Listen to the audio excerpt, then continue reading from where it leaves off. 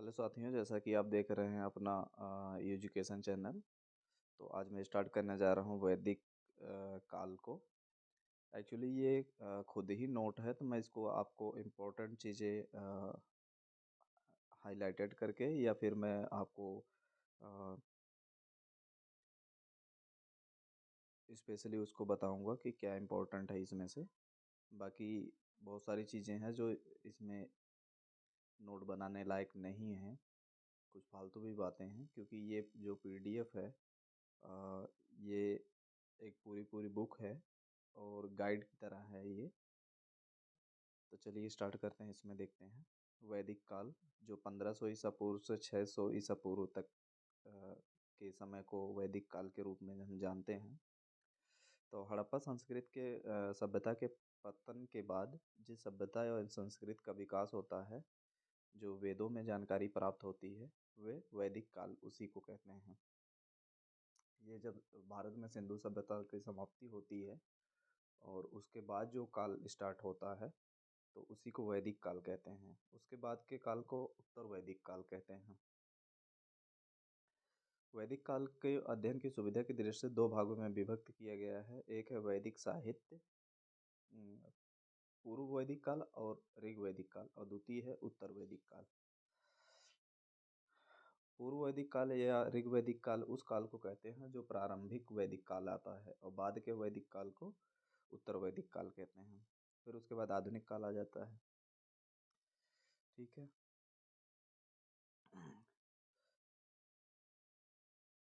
या ऐतिहासिक काल आता है। वैदिक साहित्य में देखते हैं तो वैदिक साहित्य का महत्वपूर्ण स्थान है ब्राह्मण साहित्य में। इसके अंतर्गत वेद आते हैं, ब्राह्मण आते हैं, आरण्यक आते हैं, उपनिषद आते हैं। वेद हमारे जो है वो चार हैं। वेद साहित्य में सबसे महत्वपूर्ण स्थान वेदों का है। वेद संस्कृत भाषा के विद धातु से बना है, जिसका अर्थ होता है जानना या ज्ञान प्राप्त करना। अब ये पढ़ने की जरूरत नहीं है कि वेद का अर्थ क्या होता है, बस ये जान लो कि इसका मतलब जानना होता है। वेदों को संकलित करने का श्रेय कृष्ण कृष्ण द्वैपायन को है, जिसको व्यास भी कहते हैं। कृष्ण द्वैपायन को है, इसलिए इन्हें व्यास के नाम से भी जाना जाता है। ये वही वेद व्यास हैं जिन्होंने महाभारत रामायण की या महाभारत की सॉरी रामायण नहीं, महाभारत की रचना की थी। गीता भी इन्हीं का रचना है। प्रथम तीन वेद को वेद त्रयी कहा जाता है। इसके अंतर्गत ऋग्वेद, यजुर्वेद और सामवेद आते हैं। वेद त्रयी और एक होता है प्रस्थान त्रयी। वेदों की संख्या चार है। पहला है ऋग्वेद। ऋग्वेद के बारे में देखते हैं। यह सबसे प्राचीन सबसे विशाल वेद है और ऋचाओं से युक्त होने के कारण इसे ऋग्वेद कहा गया है। इसमें कुल 10 मंडल हैं, जिसमें 2 और 7वें सबसे प्राचीन मंडल हैं। मंडल के 8 कण्व ऋषि और अंगिरस से संबंधित है। मंडल 9 में सोमदेव से संबंधित है। मंडल 1 और 10 सबसे नवीन है, जिसमें 10वें मंडल में पुरुष सूक्त आता है। प्रत्येक मंडल अनेक सूक्तों में विभक्त है। सूक्त कहते हैं जो श्लोक होते हैं, लाइनें जो लिखी होती हैं छंद वाइज। ऋग्वेद में मूल रूप से 1017 सूक्त हैं, लेकिन बाद में 11 सूक्त परिविष्ट रूप से जोड़े गए हैं, जिन्हें बालखिल्य सूक्त कहा जाता है। तो बालखिल्य सूक्त जो है 11वां सूक्त है ये।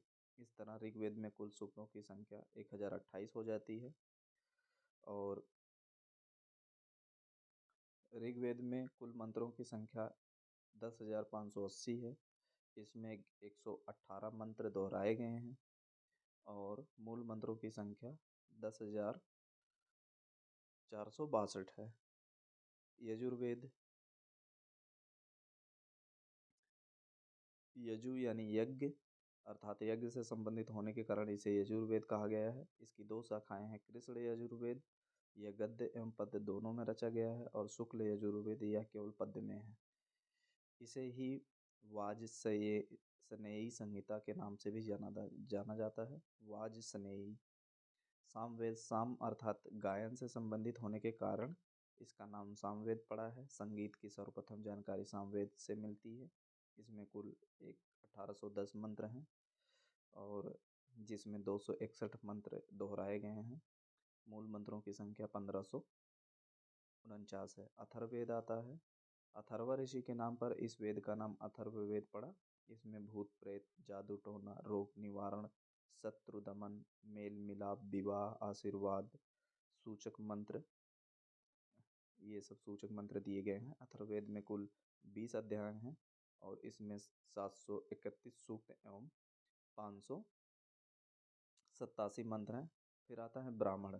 वेदों के बाद ब्राह्मण ग्रंथों की रचना की गई। ब्राह्मण ग्रंथों में यज्ञ से संबंधित बातों का वर्णन है। एक तरह से ये वेद के व्याख्या ग्रंथ के रूप में भी हैं, इसलिए प्रत्येक वेद के अपने अपने ब्राह्मण ग्रंथ रचे गए हैं। यजुर्वेद का महत्वपूर्ण ब्राह्मण ग्रंथ शतपथ ब्राह्मण है, जिसकी रचना याज्ञवल्क्य ऋषि ने की थी। 100 अध्याय होने के कारण इसका नाम शतपथ ब्राह्मण पड़ा है और इसमें जल प्रलय की कथा, पुरूरवा उर्वशी व्याख्यान तथा अश्विनों द्वारा च्यवन ऋषि को यौवन दान की कथा है। फिर आता है सामवेद का महत्वपूर्ण ब्राह्मण ग्रंथ पंचविंश ब्राह्मण है, जिसकी रचना तांड ऋषि ने की थी, इसलिए इसे तांड ब्राह्मण के नाम से भी जाना जाता है। इसी में व्रात्य स्रोत यज्ञ का वर्णन है। व्रात्य श्रोम यज्ञ का वर्णन है। इस यज्ञ के द्वारा अनार्यों को आर्य समूह में सम्मिलित किया जाता था।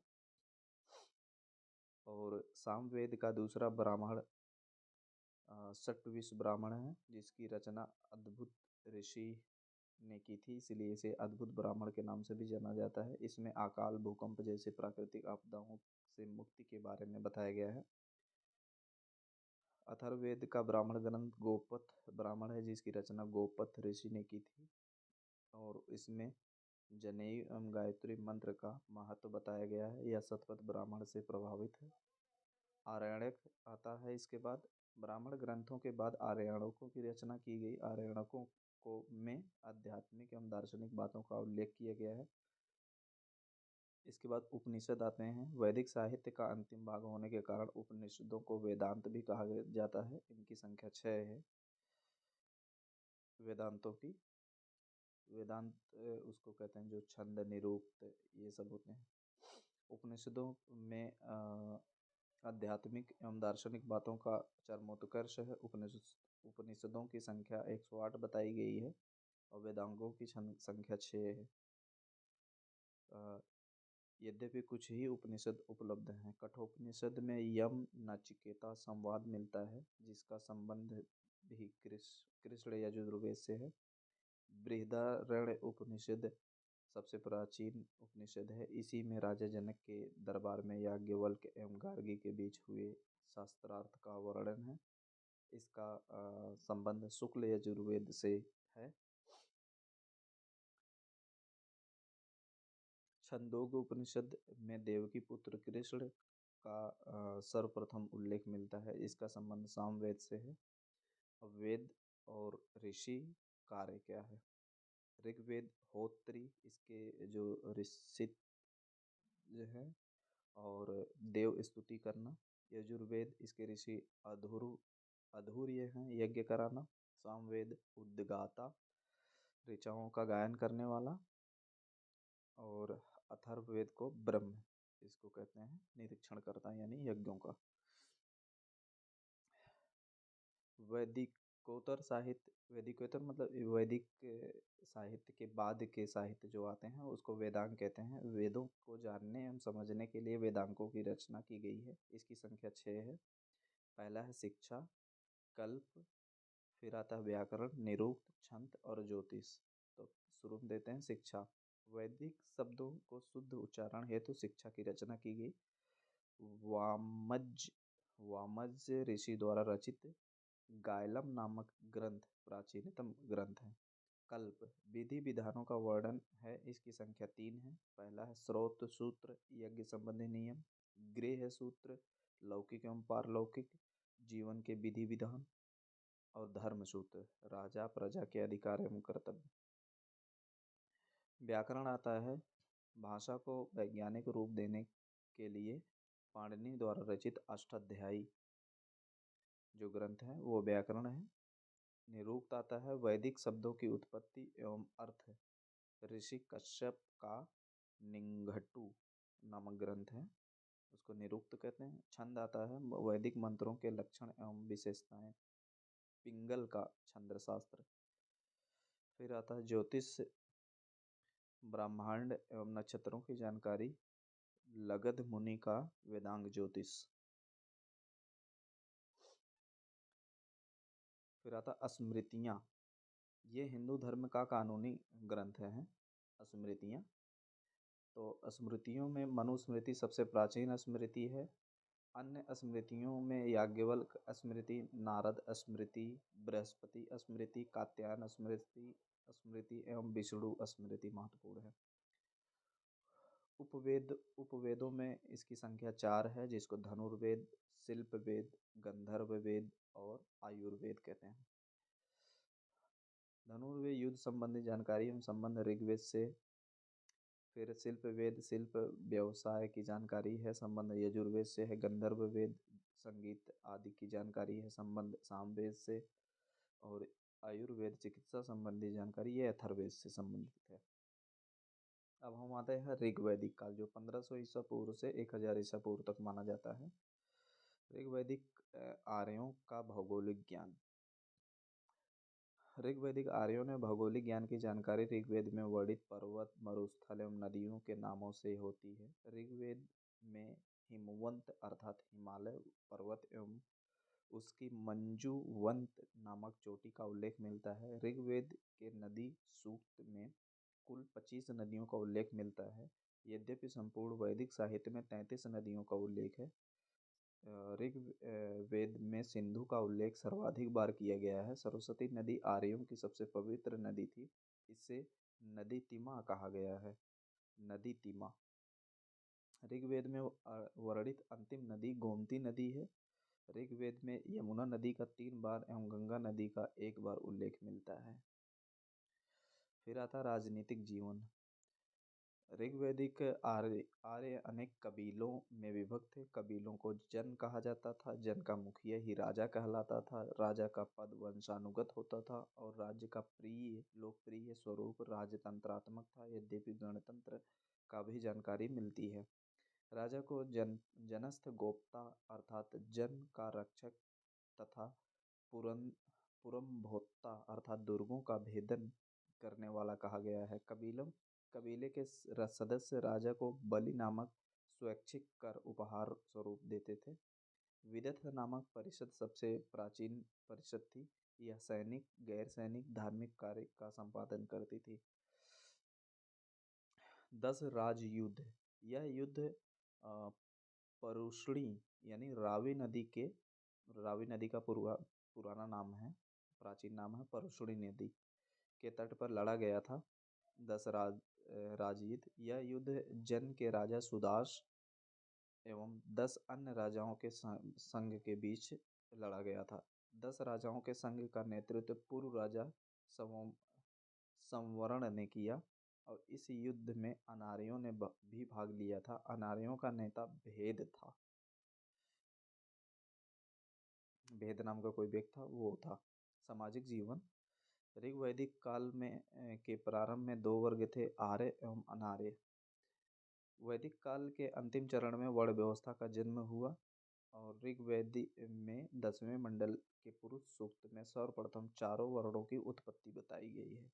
पुरुष सूक्त में एक विराट पुरुष सूक्त में एक विराट पुरुष के मुख से ब्राह्मण, बाँ से क्षत्रिय, जंघा से वैश्य एवं पैर से शूद्र की उत्पत्ति बताई गई है। इसका वैज्ञानिक अध्ययन करने के लिए आपको ज्योतिबा फूले की एक गुलामगिरी पुस्तक है, वो पढ़ेंगे तो उसमें बहुत अच्छे से बताया गया। इस पुस्तक इस काल में अस्पृश्यता, छुआछूत की परंपरा नहीं थी। शूद्रों द्वारा दिया गया दान ब्राह्मणों को स्वीकार था। ये वैदिक काल की बात है। शूद्रों द्वारा दिए गए दान ब्राह्मणों को स्वीकार था। परिवार का स्वरूप पितृसत्तात्मक था। परिवार का मुखिया पिता या बड़ा भाई होता था।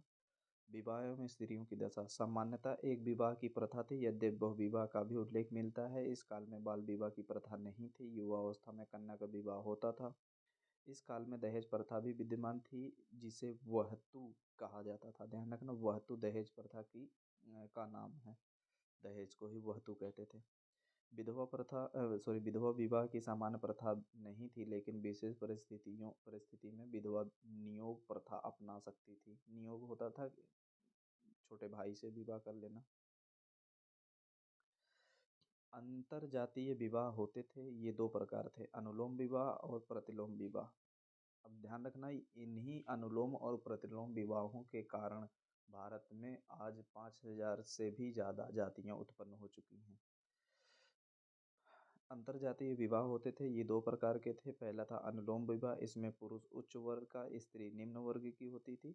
और प्रतिलोम विवाह, इसमें पुरुष निम्न वर्ग का एवं स्त्री उच्च वर्ग की होती थी। स्त्रियों की दशा, इस काल में स्त्रियों की दशा अच्छी थी। इस काल में बहुत सी महिलाएं विद्वान हुईं। अब विद्वानों के नाम ध्यान रखना, ये याद रखने वाली बात है। हो सकता है पूछा जाए कभी कि इन निम्न महिलाओं में से कौन सी महिला नहीं थी या कौन सी महिला थी।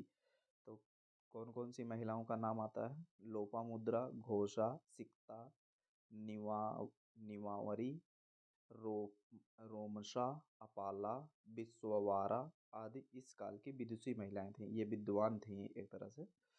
और लोपामुद्रा, घोषा, सिक्ता, निवावरी, रो रोमशा, अपाला, विश्ववारा। ठीक है। आर्थिक जीवन कैसा था? तो अर्थव्यवस्था का स्वरूप जनजातीय था, अर्थात जीवन निर्वाह की अर्थव्यवस्था थी। पशुपालन होता था। ऋग्वैदिक काल ऋग्वैदिक आर्यों का जीवन अस्थायी था, अतः इनका मुख्य व्यवसाय पशुपालन था। आर्यों का सबसे महत्वपूर्ण पशु गाय थी। गाय के नाम पर ही जीवन के गतिविधियों का नामकरण किया जाता था।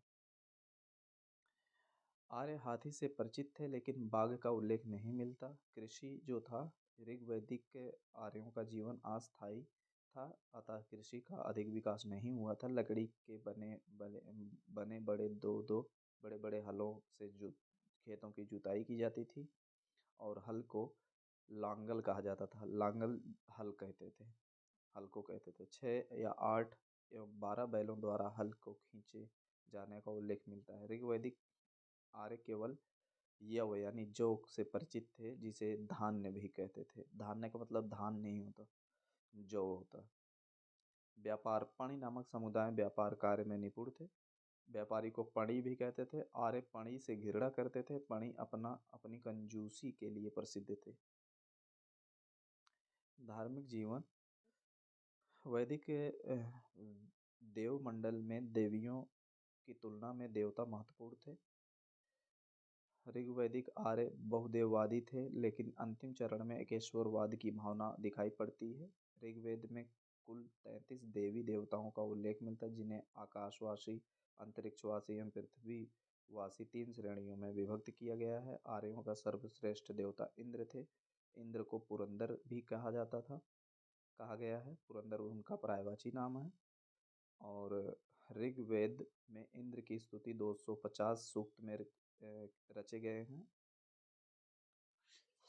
इंद्र एक देवता नहीं, देवता तो थे ही, बाकी उनको जो सबसे प्रथम आर्य थे उनके नेता थे, योद्धा थे। वरुण सर्वाधिक आचरण वाले देवता थे। इन्हें सृष्टिकर्ता कहा गया है। ऋग्वेद में सूर्य की स्तुति 5 रूपों में की गई है। ये रूप हैं सूर्य, सवित्री, मित्र, पूषण, विष्णु। अब हम देखते हैं सवित्री यानी सविता की स्तुति में ही प्रसिद्ध गायत्री मंत्र मंत्र की रचना की गई है। गायत्री मंत्र ऋग्वेद के तीसरे मंडल में है। इसे दृष्टा विश्वामित्र, इसके दृष्टा विश्वामित्र हैं। इसको जो रचने वाले हैं वो विश्वामित्र हैं। अब हम उत्तर वैदिक काल से स्टार्ट करते हैं अगले वीडियो में। तब तक के लिए धन्यवाद।